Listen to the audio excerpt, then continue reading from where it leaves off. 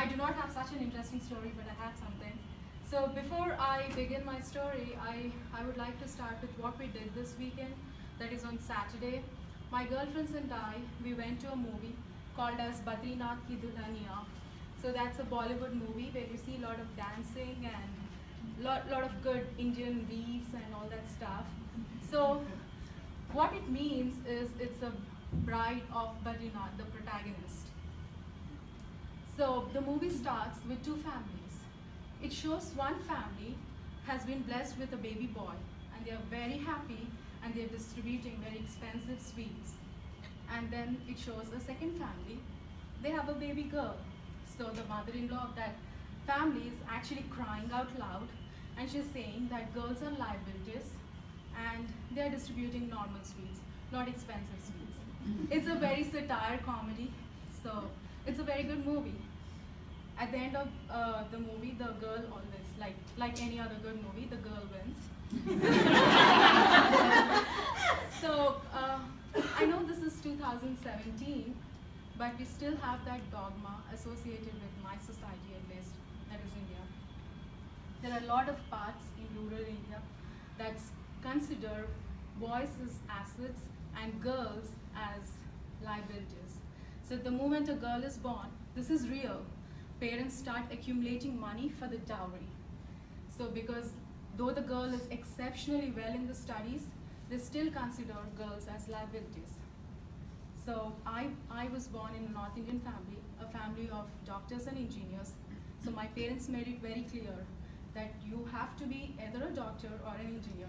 Again, that's something parents decide your future. That's again Indian. They are like, okay, you maybe because my brother chose doctor as his career, so my father said, you better choose engineering because I want a doctor, I want an engineer. That's how it is. But I'm so thankful to my parents because having come from such kind of family, such kind of society where they consider girls as liabilities, my mom never said that go to kitchen and learn cooking because again, in India, if you have to go to kitchen, learn cooking because it increases your marketability for marriage, arranged marriages. So she never said that. She said all of us that only education is what is important. And I think I just knew books entire my childhood and 15 years of my raising. Everything I knew was only books. And I remember in 1994, I was still in 7th grade, I guess. I got 500 rupees from Government of India, which is equivalent to $10. It was a lot of money back then for me. So I was like jumping out of joy. What should I do with this money? I'm so rich. I have 500 rupees. And then I told my mom, Mom, I need to buy you this. I'll buy you a sari. Sari is an Indian thing which you wear. So I was so happy with all this and all the education. And then I went on to do my electrical and electronics engineering from a very reputed university. That's in Hyderabad.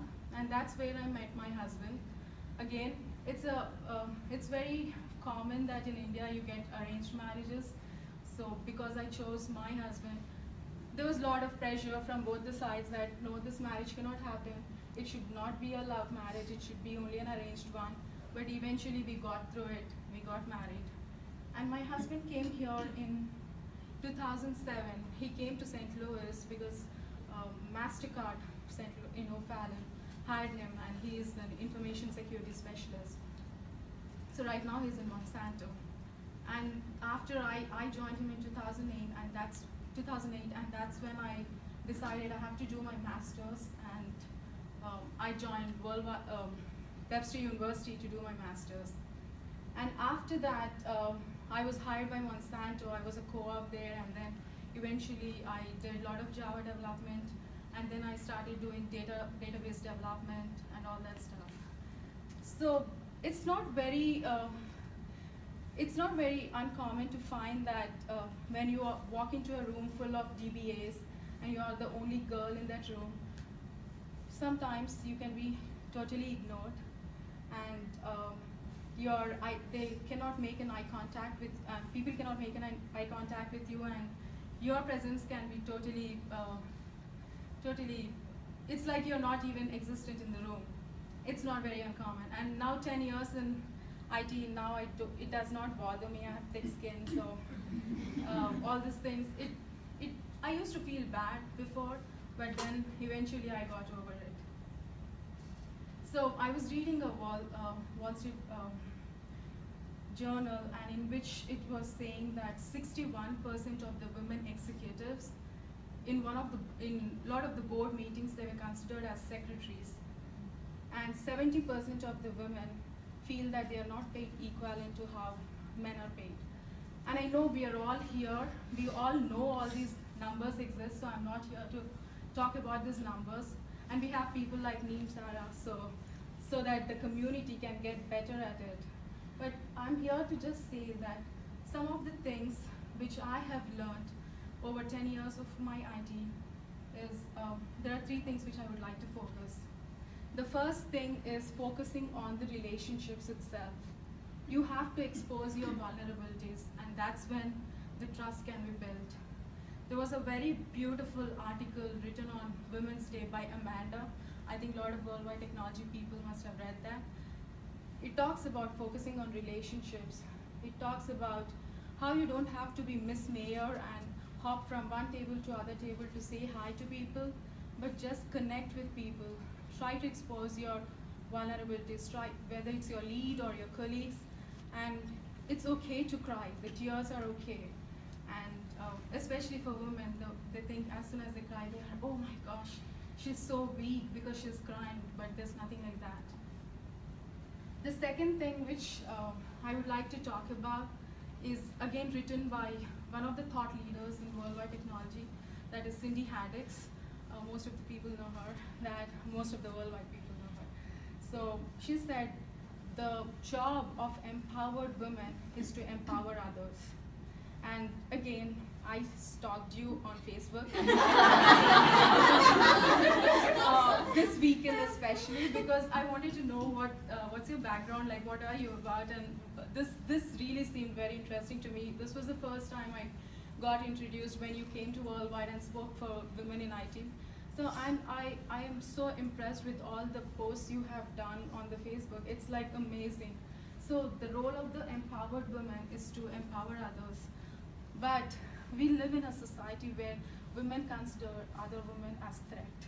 I really don't want, I mean, we are trying to break that, but that is a sad reality. That's why we are where we are today, because we consider other women as threat. Whereas men, they have so much of camaraderie. I respect all the men, but still. So that's something which I feel that we have to do more.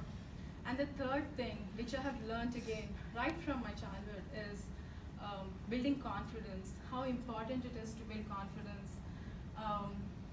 What it means is try to fail fast. If you are learning new code or anything, try to fail fast and put things in prod, even if it is breaking, put things in prod and try, because it's all agile now. You can code in prod, maybe, I don't know. We try. So yeah, I know.